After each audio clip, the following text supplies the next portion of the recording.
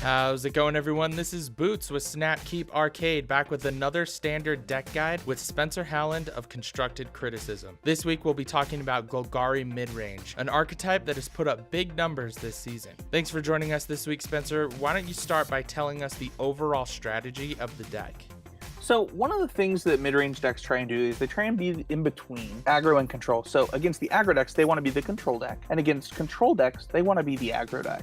This deck does that through a couple of ways. One of it is by playing value creatures. By playing creatures like Merfolk Branchwalker or Jadelight Ranger that can block after getting them maybe a card, a land off the top of their deck to continuously hit their land drops. They'll eventually have more mana, get to more spells, and be able to just be bigger and block more against some of the more aggressive decks. When you think about against control, the same thing is true. The creature comes down, it gets them a little bit of an advantage to keep them going, and then it just turns sideways against the control decks. And that's kind of the role that it tries to play in the middle of those two things. So how does this deck win? Yeah, I think that when we look at this deck, it really is based on that value that we talked about earlier. One of the things that you're really going to want to do is probably play Explorer creatures. I don't know the correct number right now. And the funny thing is if you're playing in the queues right now, this is one of the decks that changes the most in all of Standard. You know, today I played against a deck playing Glow Shaman, Elvish Rejuvenator, and main deck Reclamation Sage. So there's tons and tons of different ways to build this deck, but right now the one that's having the most success is one with Wildgrowth Walker and the Explore creatures, and then Golgari Findbroker to get back your Planeswalkers to kind of just engine people out with Planeswalkers, Explore creatures, and just generate tons and tons of value or card advantage. Let's dive deep into the creatures of Golgari Midrange. Yeah, so the list that we have here has one Wildgrowth Walker. Some people play 2, 3. It's a card that makes it so that when you're playing things like Seekers Squire and Jadelight Ranger, it's just a lot better. It makes those cards better because they're always growing something else and you're getting a little bit of life, letting you go deeper and deeper through your deck to get even more of them. Golgari Findbroker is a surprising one for me. Some lists play 1, some lists play as many as 4. It's one of the cards that changes the most between deck lists I've seen, and I think that it doesn't really matter how many you play as long as you know why you want them and how many you want them. And on the list that we have on our screen, we have quite a few of them, and that's because of some of the fun cards that are in our deck that, you know, we like it with. Izoni is one that getting back is really fun. It gets back Deadweight and Plaguecrafter, things that we really care about. And then it also gets back your Planeswalkers. You know, this deck can play 6 Planeswalkers sometimes. Like, it plays a lot of Planeswalkers, and this version of the deck is no different. And a lot of these Planeswalkers and Ravenous Chupacabra, they act as a card that from back in the day called Flame Tongue Kavu. Flame Tongue Kavu was a 4/2 in red that was 4 mana that when it enters the battlefield, it would deal 4 damage to a creature. And so it would kill a creature and then you would have a threat left over. And the Planeswalkers act the same way. Vraska, Golgari Queen kills something, Vraska Relic Seeker kills something, and very often in the format, Vivien Reid is going to come down and bomb a permanent too, whether it's an enchantment or an artifact or a flying creature. She's often going to hit something too. I think one of the interesting points about this deck is going to be Llanowar Elves. You kind of have an option of playing Llanowar Elves or not playing Llanowar Elves depending on how you want to build your deck and how fast or big you want to do it. There are some decks that want Llanowar Elves so much that they're playing things like Druid of the Cow. In this deck, you see Llanowar Elves into maybe some 3-drops like Jadelight Ranger or District Guide, and that's a really big deal because it lets you play things earlier. So if I can play my Vraska before you can play your Vraska, I'm going to win a larger percentage of the game. So Llanowar Elves is one that, depending on how you want to build your deck and how you want the game to play out, it could be a really important card. We talked about those Flame Tongue Kavus earlier, and Ravenous Chupacabra really does a good job of that in this format. If you think about some of the decks, one of the most powerful cards in Standard is Nicol, and Ravenous Chupacabra really holds Nicol in check, as well as other types of creatures. When I can just come down and kill your thing needs to be doing a lot, and you need not have to invest more into it. And because of that, Ravenous Chupacabra kind of changes the format around it, and that's one of the reasons that you see so many people playing as many Golgari Findbrokers as they are. I think one of the things that we should talk about is one of the coolest interactions in the deck. When you look at Memorial to Folly and Golgari Findbroker, they can get each other back and loot. And so one of the things that was not common before was playing Memorial Folly. Some decks played 4, some decks have played 0. For me, I've been playing 2, and it seemed to be starting to be the adopted norm to make sure that you're playing at least 2 Memorial to Follies in this deck specifically. Let's talk about the removal package. Yeah, so this deck plays wide different number of types of removal. So you have Deadweight as a 1-of, 2 Assassin's Trophy, 2 Cast Down, 1 Vraska's Contempt. And honestly, a lot of these things are interchangeable. You have to decide in this deck, how fast do I want my removal in my Golgari deck to be? And if you expect a lot of mono red or a lot of 1-mana creatures or 2-mana creatures, then Deadweight gains a lot of equity, especially when you think about the fact that you can get it with Golgari Findbroker. If you expect it to be a little bit slower and you can just settle for Doomblade effects, Assassin's Trophy and Cast Down are great, as long as you're okay with giving your opponent the mana for Assassin's Trophy. And then Assassin's and Trophy and Vraska's Contempt also fill similar roles, because you already have more and more things to deal with Planeswalkers if you're playing Assassin's Trophy. So balancing how many of each of those you want and what the cost and the rewards are for each is really important. So is the reason for playing Deadweight to get it back with cards like Golgari Findbroker? Yeah, I mean, that's an extra value add when you really think about it. Now, a lot of times, if you think about these mid-range decks in the past, Deadweight has seen main deck play in a few mid-range decks over the years, saw a little bit of play in Innistrad, and it's just to lower your curve just enough to, on average, be able to compete with the aggro decks, depending on how you think things go. And the thing is that might not be correct, because the mono red deck, I think you have a very good matchup against it, and you might be able to hedge back a little bit, but it just depends on how much of that stuff is in your metagame. If you're getting beaten down by White Weenie, you probably want some number of Deadweights in your deck just to be fast enough to compete with them. I've heard a lot of people debating over Assassin's Trophy and what the correct number is to play in a deck. Let's go over that card real quick. So I think it really is a matchup dependent card. If you don't want your opponent to have the mana to ramp them into things, it can be a pretty big deal. So if I'm ramping you into a big threat like a Planeswalker, it can be pretty rough. Outside of those type of moments, Assassin's Trophy is just one of the better cards. So trying to figure out how many of it you want is kind of difficult, because I don't want all of my removal spells to ramp my opponent.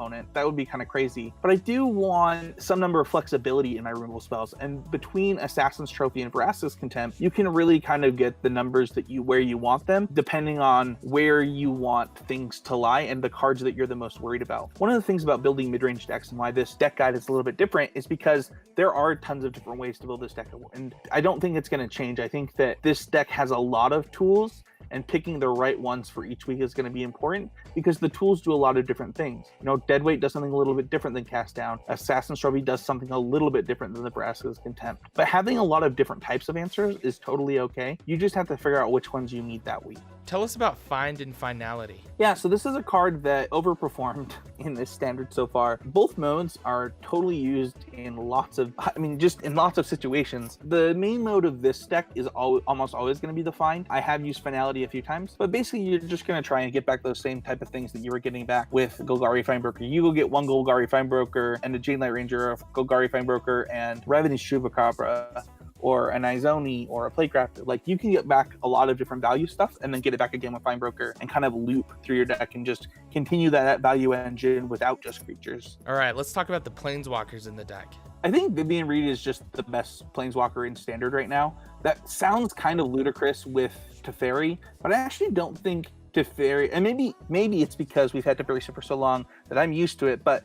this deck loves Vivien Reid the most. I've seen people play for Vivien Reid in this deck, and I think you want 2 to 3 somewhere near 75. It reminds me a lot of how Vraska was good in some of the green-black stink decks, where it was just come down and just kind of really changed what the game is about from now on. And Vivien Reid does a good job of doing that for a deck that really likes the card selection. Her plus ability is really powerful to be able to go get Ravenous Chupacabra or an Izoni or a Golgari Findbroker, because you get some card selection in your plus ability from your green Planeswalker. How about Vraska Golgari Queen? This is the card that I'm the least sure about, that people seem to really love. So one of the things that you can do with her is when you plus her to sacrifice something, you can sacrifice a tapped land to go through your deck. So it turns top deck lands into redraws with life gain.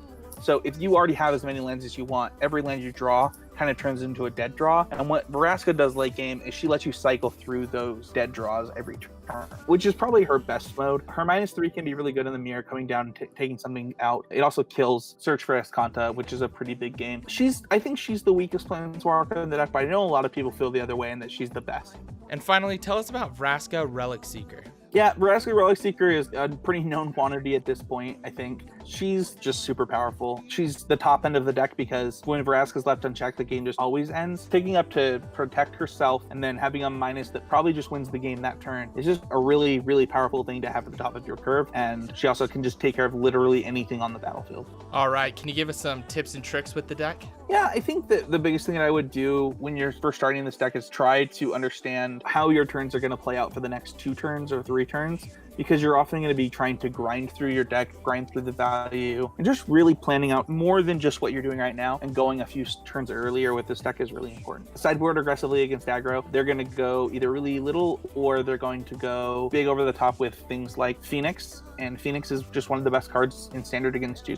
So always just be thinking about that when you're building and sideboarding. All right, let's go over the sideboard. Yeah, so this sideboard that I have is 3 Duress, 2 Golden Demise, 1 Vivien Reid, 1 Vraska Relic Seeker, 1 Moment of Craving, 1 Vraska's Contempt, 1 Eldest Reborn, 1 Deadweight, 2 Carnage Tyrant, and 2 Wildgrowth Walker. So one of the things that we talked about in the main deck was Wildgrowth Walker. And I think that having 1 to 2 in the main is definitely correct right now. And I think having extras somewhere in your 75 is also really good. Wildgrowth Walker is really good against this red deck because they have to use so many cards to try and get rid of it. It makes such a big impact on the board that it really throws off their game plan, because the entire game plan for them becomes, I need to kill this right now before it gets too big for me to ever be able to kill it. And that's a really high impact sideboard card. And those are things that you're really happy to have in your 75. Carnage Tyrant is a slam dunk in this format. It's one of the best cards. A lot of the decks actually play this card main deck as one of your other top ends with Vraska Relic Seeker, or sometimes even over Vraska Relic Seeker. It's really hard to deal with in this format. It's forcing the Jeskai decks to kind of change the way they're building the decks, maybe playing a couple of extra Wrath style effects like Settle the Wreckage, rather than just playing what they normally played. We even talked about that last week on our last deck guide. I think that Deadweight comes in against those aggro decks same way we talked about in the main deck. You just want to make sure your curve's low enough to keep up with them, depending on what they are, especially something like maybe a white weenie deck, or even the mono blue decks you're definitely going to want to bring in Deadweight against to try and get their little things off the board as soon as possible. When we look at things like Eldest Reborn, Vivien Reid, and Vraska Relic Seeker, they're all coming in against mid-range control in different varieties to make sure that you have the best end game at the end of the day. Things like Duress coming against control, and then sometimes some other decks. And then Golden Demise lets you have some cross hate between tokens and aggro. Awesome. Any final thoughts on Golgari Midrange? I think that the thing to really think about with this deck is probably trying to figure out your best way to beat Jeskai right now. Jeskai is probably the best deck in standard as of this weekend after the GPs. So understanding what your match is supposed to look like against that, because most of these decks are pretty good against things like mono red. You can definitely build your deck to try and beat the token strategies. So trying to figure out right now, how do I beat the Phoenix deck? How do I beat the control deck with those Drakes? Trying to figure out how you want to play those games is going to be a big game for this one. Thank you so much, Spencer. Let everyone know about constructed criticism. I just want to thank everybody for watching the video this week. We're going to continue doing these every week. I'm really excited to be working with Andrew on this. Don't forget to check out his channel over on Snapkeep Arcade. If you're over from his channel, don't forget to check out ours. We've got Seth Manfield and John Stern joining constructive criticism on the podcast every week soon.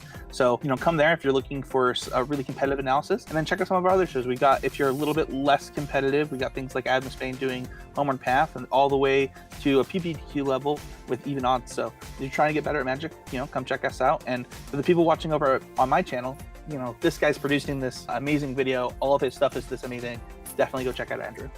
Again, thank you so much to Spencer Hallen of Constructed Criticism. Make sure to go ahead and subscribe to his channel, as well as going to constructedcriticism.com and subscribe to all of the amazing podcasts he offers. And if you like this video, please subscribe to Snapkeep Arcade and hit that bell icon to get notified whenever we upload a new video. This has been Boots with Snapkeep Arcade.